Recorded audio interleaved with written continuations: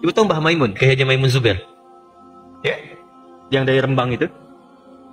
Itu selama hidupnya meneladani zikirnya Sayyidah Khadijah. Paling populer, paling favorit bahasan beliau itu Sayyidah Khadijah. Dibahas oleh beliau itu. Diteladani. Dan memohon kepada Allah tuh kebaikan-kebaikan luar biasa. Pengen wafatnya di Mekah, ya di tempat di samping yang sosok yang diteladani dicintainya. Itu meninggalnya di Mekah sudah penuh. Kuburan Ma'la itu penuh. Nggak ada lagi yang bisa masuk. Tapi izin Allah bisa dikuburkan di situ dekat dengan makamnya Sayyidah Khadijah.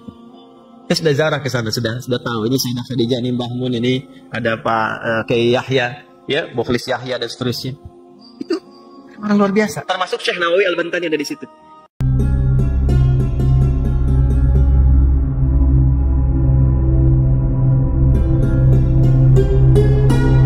Assalamualaikum warahmatullahi wabarakatuh.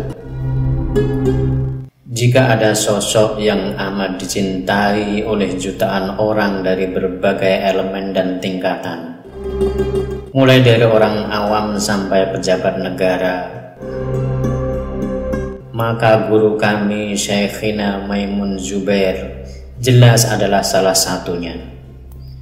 Begitu besarnya cinta masyarakat kepada Mbah Mun, sampai-sampai ketika beliau wafat, karangan bunga yang dikirim ke Pondok Al-Anwar Sarang memanjang sampai jarak 1 kilometer lebih. Beberapa di antaranya bahkan dari pemuka agama lain. Apa yang membuat sosok Mbah Mun begitu dicintai? Selain kealiman beliau, salah satu sir atau rahasianya mungkin adalah ketawadhuan dan kesederhanaan beliau yang luar biasa. Man tawadhu'a rafa'ahullah. Barang siapa yang tawadhu, Allah akan meninggikan derajatnya. Ketika itu, meski sudah menjadi ulama besar dengan ribuan santri, rumah beliau masih sangat sederhana. Temboknya hanya batu bata, lantai juga belum dikeramik. Sampai pada akhirnya, ketika beliau berangkat haji, atas persetujuan putra-putra beliau, salah satu pengurus pondok merenovasi rumah beliau agar lebih layak digunakan untuk menerima para tamu. Setelah beliau pulang haji dan mengetahui rumahnya direnovasi, beliau duko atau marah karena itu. Beliau bahkan pernah dawuh, senajan omahku cilik, aku emoh bangun omahku. Senajan tamu yo akeh, ben sak kamote. Mergo biasane nek dibangun gede-gede malah ora iso dienggo ngaji. Apa meneh aku izin karo Kanjeng Nabi sing daleme yo cilik, rompok utawa gubuk. الذين ينادونك من وراء الحجرات أكثرهم لا يعقلون. Lafal al-hujurat iku maknane rompok utawa gubuk. Terjemah dalam bahasa Indonesia, meskipun rumah saya kecil, saya gak mau bangun rumah saya. Meskipun tamu banyak, biar semuanya saja, karena biasanya kalau dibangun rumah besar nanti malah gak bisa dibuat ngaji. Apalagi saya malu pada Kanjeng Nabi yang rumahnya kecil, hanya berupa gubuk sederhana. Salah seorang ning dari situ Bondo pernah bercerita kepada saya ketika muktamar NU di Sukorejo pada tahun 1980-an. Mbah Mun menginap di rumah keluarganya yang tidak jauh dari lokasi acara. Ketika itu beliau jauh-jauh berangkat dari Sarang naik mobil pickup bersama istri dan supirnya. Di bagian belakang pickup ada kompor, minyak gas, minyak kelapa, beras 1 karung, kerupuk mentah, ikan-ikan laut yang dikeringkan, dan lauk pauk lainnya sebagai bekal selama mengikuti 3 hari rangkaian muktamar. Kata beliau agar tidak merepotkan tuan rumah. Beliau juga merupakan sosok yang sangat totalitas dalam mendidik para santrinya. Sampai sekarang saya masih ingat betul kenangan ketika beliau yang meski selelah apapun, pulang dari perjalanan sejauh apapun, dan dalam usia yang sangat sepuh seperti itu, selalu meluangkan waktunya untuk mengajar santri-santrinya.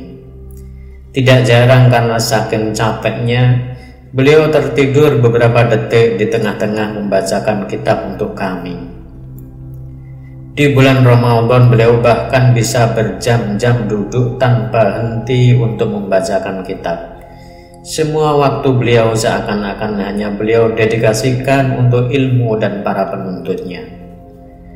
Salah satu santri senior beliau, Kiai Haji Mas Abdul Azim, pernah bercerita, dulu setiap ada santri pamit pulang ke Mbah Mun untuk mengambil uang kiriman, pasti beliau tanya berapa kirimannya dalam sebulan. Langsung beliau cukupi agar santri itu fokus ngaji dan tidak jadi pulang. Dan yang paling membuat beliau sangat dicintai dan dirindukan, lebih-lebih jika kita melihat keadaan kita sekarang ini, adalah semangat beliau dalam menyatukan umat. Beliau paling tidak ridho jika melihat umat Islam tidak kompak dan terpecah belah. Salah satu momen yang membuat beliau sangat duka atau marah adalah ketika waktu itu ada yang mengumumkan hari lebaran yang berbeda dengan hasil itsbat pemerintah. Dalam masalah ini beliau juga mempunyai kitab khusus berjudul Nususul Akhyar fis Shaum wal Iftar, yang mengajak agar umat Islam bersatu dalam urusan hari raya dengan mengikuti apa yang telah ditetapkan oleh pemerintah. Karena semangat persatuan beliau yang begitu luar biasa itu, beberapa bulan sebelum beliau wafat, sambil mengeluarkan air mata, beliau berpesan kepada salah satu pengurus PBNU jauh sebelum munculnya perdebatan nasab akhir-akhir ini. Orang-orang NU tidak boleh dan jangan sampai mau diadu domba dengan Ahlul Bait. Para aktivis Nahdlatul Ulama tidak boleh terpancing oleh apapun yang mengajak untuk bermusuhan dengan Ahlul Bait. Dan pada masa-masa fitnah seperti sekarang ini, kita benar-benar merasa kehilangan akan sosok pendamai dan penyejuk seperti beliau. Sosok pemersatu seperti beliau benar-benar sangat kita rindukan. Dalam momen haul beliau yang kelima, untuk ruh beliau Syekhina Kiai Al-Hajj Maimun Zubair, kita kirim Al-Fatihah. Ditulis oleh Kiai Al-Hajj Ismail Amin Khalil, Bangkalan, 12 Juni 2024. Terima kasih kepada Kiai Ismail Amin Khalil, Bangkalan. Semoga bermanfaat apa yang telah beliau tulis. Wassalamualaikum warahmatullahi wabarakatuh.